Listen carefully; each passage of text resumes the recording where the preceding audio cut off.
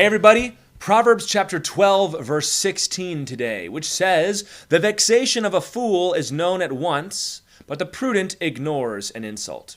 The vexation, let's say the annoyance or the offense of a fool is known at once, but the prudent ignores an insult. This is all wisdom about not letting words get to you. He says the prudent man ignores an insult.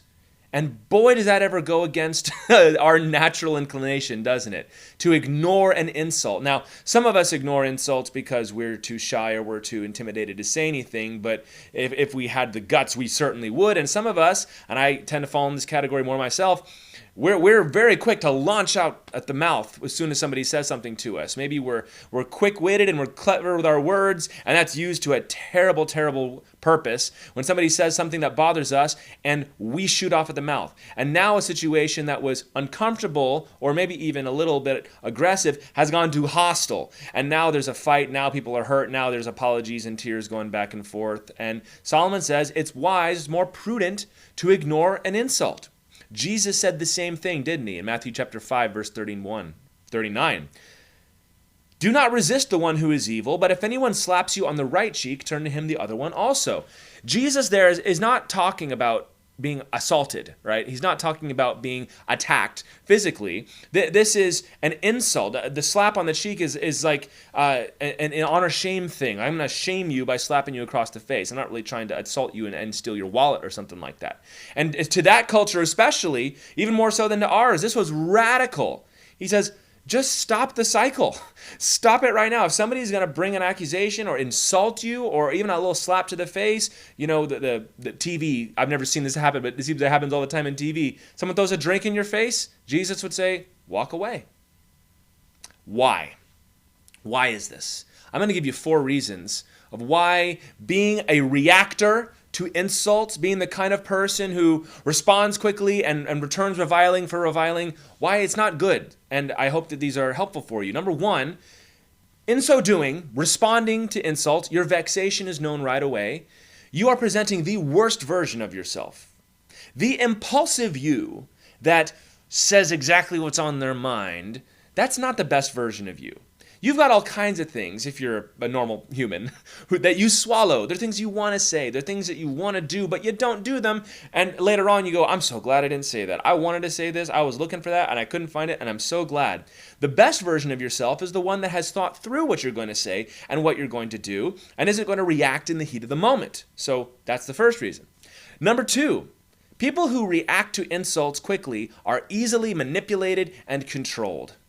If you are the kind of person who always gets mad anytime an insult comes your way or is always fighting to prove that you're not what people say you are, folks can push you around that way because they're in control. They get you to that amped up, hyped up state, and now they can push you around easier. They can push you to go and say something to somebody that you wouldn't normally say, or they'll push you away from doing something you would do because you were called chicken or something stupid like that, right? You're easily manipulated and controlled. I've known men that will deliberately get people mad because they know that when I get them mad, I can get them to do what I want them to do. That's number 2.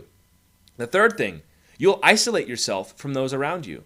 Who wants to be around the guy or the gal who just won't take anything from anybody? You say something that's maybe even halfway insulting, or maybe somebody wasn't trying to be insulting, but they said something maybe insensitive or awkward, and you freak out and you lash out at them. You're going to isolate yourself. Nobody wants to be around you except people that are also like you. And I've seen groups of people like this where they're all so hyper aware of insults and alleged aggression coming their way that their whole relationship is just about trying to one-up each other and make sure that everybody is doing just what they're supposed to do. And it's really bizarre and it's not normal. You'll isolate yourself. And number 4, here's the most important. You misrepresent the gospel of Jesus Christ. If you're the kind of person that responds to insults quickly and always has something quick and nasty to say, that's not Christ-like. That is not our mission. Our mission is one of grace and mercy and love. And if we are going to be so pugnacious, is a word the Bible will use, that we're always so spoiling for a fight and there's a big old chip on our shoulder, you're not representing Jesus well. Peter put it this way in 1 Peter 3, verse 9.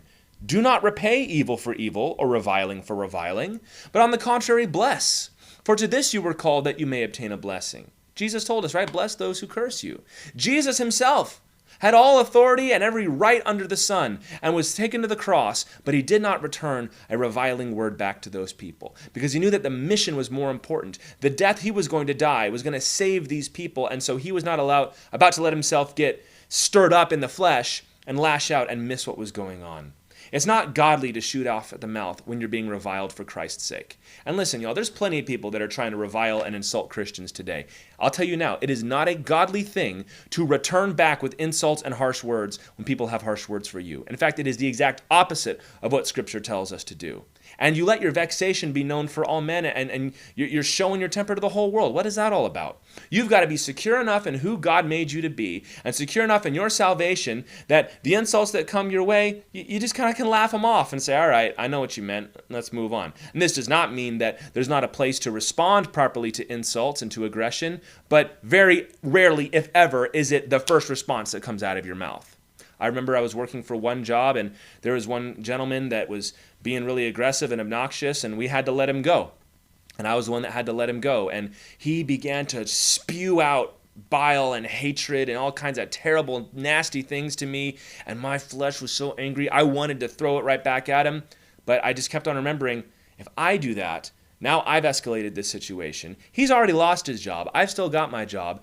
He's just flailing because something terrible just happened. Why am I going to stoop down to that level and maybe jeopardize my own situation? It's the same thing as Solomon's talking about here, that the vexation of a fool is known at once, but the prudent ignores an insult. Guys, insults are rarely worth the time it takes to say them and rarely worth the effort to respond. You just walk with Jesus, walk in righteousness, and handle things coolly and calmly like you know you should. God bless.